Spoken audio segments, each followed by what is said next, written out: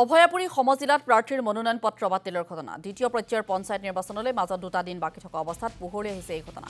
প্ৰাৰ্থীৰ লগতে সমৰ্থকৰ মাজত হাহাকাৰ পৰিস্থিতি যোগীঘোপাৰ বালাপাৰা গাঁও পঞ্চায়তত সংঘটিত এই ঘটনা নিৰ্দলীয় প্ৰাৰ্থী হাজেৰা খাতুনৰ মনোনয়ন পত্ৰ বাতিল কৰা হৈছে ৭ নং পাল্লিৰতল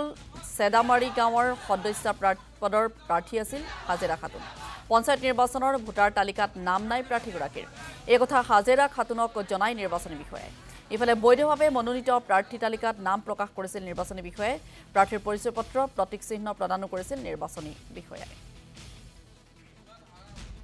এতিয়া মোৰ সব কাগজ ঠিকই আছে কিয় তাও কৰিলে এই কাৰণটা মোক লাগিবই আৰু মানুহটাও লাগিব সেই মানুহটা যে দিছে মোৰ কমপ্লেইন দিছে এতিয়া কিয় কমপ্লেইন দিলে মোৰ কাগজ ওকে আছে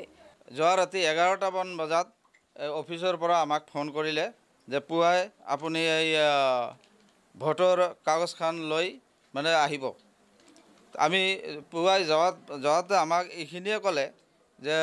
তোমাৰ কাগজটো নহ'ব সেইটো তোমাৰ ভোটৰ এইটো কেনচেল হ'ব নমিনেশ্যনটো কেনচেল হ'ব মই তেতিয়া সুধিলোঁ যে ছাৰ কিয় আমাৰ এইটো কেনচেল হ'ব কয় কমপ্লেইন আহিছে পাল্লিৰ তলৰ পৰা